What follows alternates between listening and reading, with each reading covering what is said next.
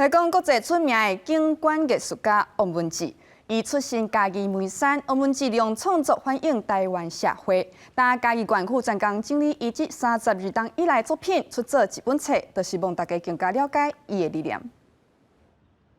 甲灶骹内底煮食的鼎摕来创作，正做古早君王祭祀的时阵用的鼎，表现君主甲民主的相对关系。阁有使用石头啊、树枝这自然材料来表现环境议题的作品。出身嘉义县梅山乡水里的王文志，有介侪作品反映社会问题，是国际上出名的艺术家。伊一个上大的特色就是讲，山顶的人真淳朴的个性，用这在地这物件来创作，这是足好的代志。其实我觉得这本书，它记录了30几年来的那个我的整个创作，那里面有那个肖荣瑞老师，他写了一篇那个很记细民意的一个文章，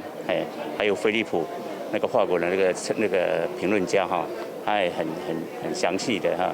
帮我写了一个那个文章这样，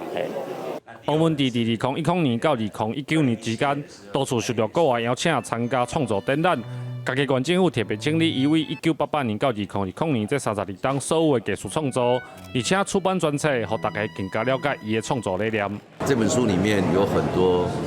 其他的国家他的创作，我们看到很多外国人在他的作品里面，不只是用眼睛看，也进到这个作品里面去跟作品互动。那我想，这也就是王文志老师的创作的魅力了。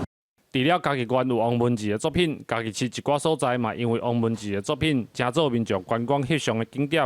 嘉义县政府就表示，王文志的作品当中有在地的精神，嘛有故乡的感情。希望未来伊会当继续创作，用艺术来展现嘉义，让全世界拢看会到。